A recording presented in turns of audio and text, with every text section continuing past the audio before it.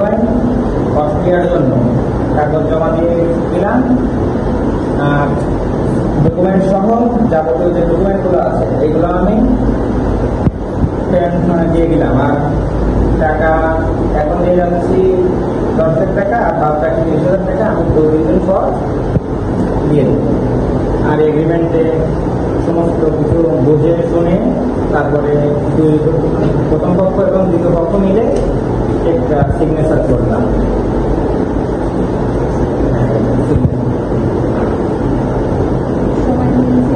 হ্যাঁ, সময় নিয়েছে 3 মাস। ওয়ার্ক পারমিট 1 মাসের ভিতরে আসবে ইনশাআল্লাহ, আর 2 সপ্তাহের মতো এম্বাসি ফেস করে দেবেন ইনশাআল্লাহ। 3 মাস সময় দিচ্ছে অ্যাপ্লাই করার জন্য। আমি আজকে এম্বাসি ফেস করে আসলাম নরওয়ের জন্য। ওই কাগজপাতি সমস্ত পেপার দিয়ে আসছি, দেওয়ার পরে আমার এই কাগজগুলি সারে দিছে, পরে এম্বাসি থেকে আমার জানাবে।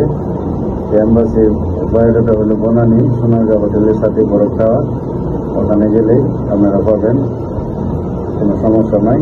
আর এই সমস্ত পেপার দিছে, এই পাসপোর্ট, পরে এই সুযোগ দিয়েছে, পরে আমার এই ইয়ের সাথে ওই স্ক্যানার করা পাসপোর্টের সাথে এই একটা পেপার দিছে, এটি নিয়ে।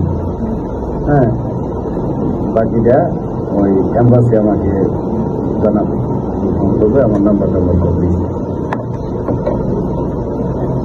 এই হলেই আনাল্লাহ করে বিষয়টা চলে আসলেই আলহামদুলিল্লাহ।